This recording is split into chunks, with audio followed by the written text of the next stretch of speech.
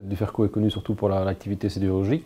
Alors c'est un acteur industriel qui a dû évidemment évoluer et apprendre aussi à se recycler. C'est un peu un thème actuel. Donc nous évoluons vers de nouvelles activités et en particulier nous sommes propriétaires de friches industrielles, c'est un fait. Et puisque nous sommes lancés dans une diversification d'activités, nous avons décidé en 2006 de faire d'autres choses que de la sidérurgie, dont justement ce qu'on appelle la gestion des brownfields et la reconversion des friches industrielles. L'exemple le plus marquant en Wallonie, qui est le plus connu, c'est la reconversion du site des forges de Clabec. Le site a été arrêté en termes industriels en 2002. Il y a eu une grande période, je dirais, sans action entre 2002 et 2007. Et puis en 2007, avec la région wallonne et la ville de Tubize, nous avons décidé de prendre le problème à bras-le-corps. Et c'est à partir de ce moment que nous sommes devenus progressivement aussi un petit peu des aménageurs, entre guillemets, que nous avons commencé à acquérir une certaine compétence et d'ailleurs à nous faire accompagner de certaines compétences pour réfléchir vraiment à un développement dans les thèmes d'aujourd'hui, c'est-à-dire un développement durable, une reconversion. Et je dirais, j'aime le terme recyclage quelque part du terrain, puisqu'en effet, ce terrain, s'il n'est pas recyclé, comme on a un besoin de terrain de manière générale en région wallonne, on va consommer du terrain vierge. Alors on a d'abord voulu écouter, je dirais, les riverains et les institutions locales, parce qu'il est assez évident qu'on a beau être industriel et exploiter le site depuis un grand nombre d'années, on ne connaît pas le territoire, on ne connaît pas l'usage du territoire. Ça c'est un des éléments qui est important pour nous, c'est de s'enrichir, d'enrichir le projet de la connaissance du territoire. On a lancé une grande démarche participative sur plus de 2 ans, avec 70 participants et grosso modo 1000 heures de travail, je dirais, bénévole. Alors ça c'est un des éléments. Deuxième élément, c'est que nous avions l'avantage de partir d'une page blanche et donc nous avons réellement co-construit, co-réalisé le projet avec les riverains avec une seule volonté qui finalement était vraiment un leitmotiv pour tous les participants, qui était la mixité. Et la mixité nous semble en effet essentielle en ce sens que lorsqu'on parle d'éco-quartier, on pense tout de suite au logement.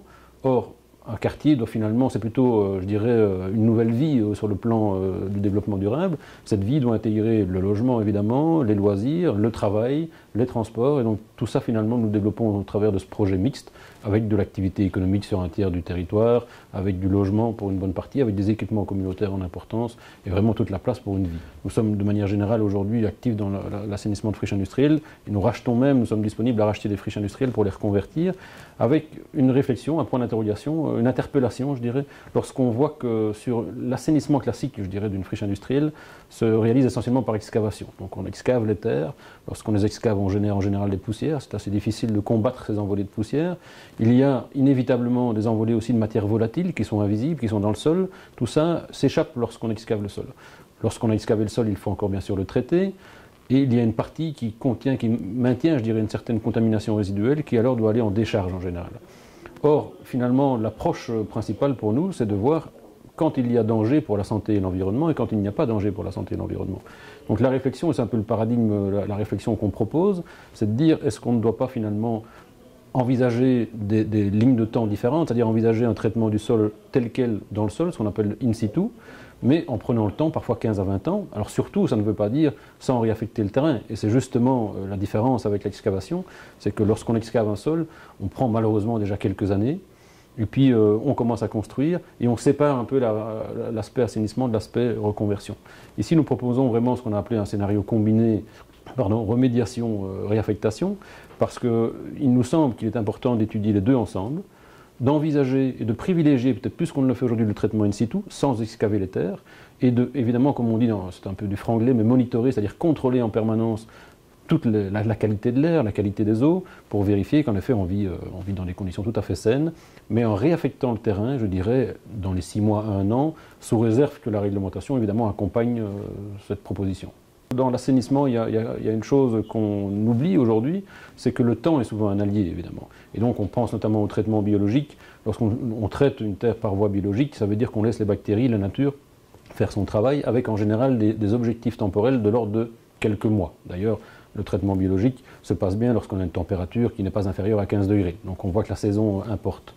On voit qu'en chauffant le sol sur place, sans l'excaver, de quelques degrés pendant l'hiver, permet de garder une activité microbienne, je dirais bactérienne, pendant toute l'année. Mais on peut aussi, si on laisse le sol en place et qu'on relance de l'activité par-dessus, on peut envisager de traiter le sol pendant 15 ans, 20 ans. Et donc je pense qu'une des idées nouvelles, c'est de dire arrêtons de croire qu'on va, une fois pour toutes, se laver les mains d'un sol parce qu'on aura excavé autant de mètres en profondeur. Je pense qu'il faut comprendre maintenant que le foncier doit se gérer en continuité. Et il ne faut pas avoir peur de considérer que c'est une charge, entre guillemets, liée au foncier, qui peut être, entre guillemets, éternelle, avec des contrôles qui se feront simplement dans la vie du terrain. Le contrôle est une chose plus objective que, je dirais, le fait de se voiler la face. Et aujourd'hui, on est un petit peu plus dans cette approche où, psychologiquement, on préférera excaver et évacuer le problème, mais finalement en le déplaçant, je dirais essentiellement, alors qu'on propose de le traiter sur place de manière, je dirais, à l'affronter, à affronter un petit peu la problématique, et surtout à la contrôler, à la mesurer en permanence, pour bien sûr vérifier de nouveau qu'on ne joue pas à l'apprenti sorcier. Et ça, c'est important d'accompagner cette réflexion avec une approche scientifique, parce qu'on ne peut pas évidemment simplement décréter qu'à un moment il n'y a plus de risque. Il faut accompagner cette démarche avec les universités, et notamment, on parle beaucoup d'écotoxicité et de bioindicateurs, parce que lorsqu'on doit mesurer un composant polluant et éventuellement toxique, on ne sait pas ce qu'on doit mesurer nécessairement. Lorsque on travaille avec des bioindicateurs, évidemment la nature révèle tout de suite s'il y a un problème ou s'il n'y en a pas.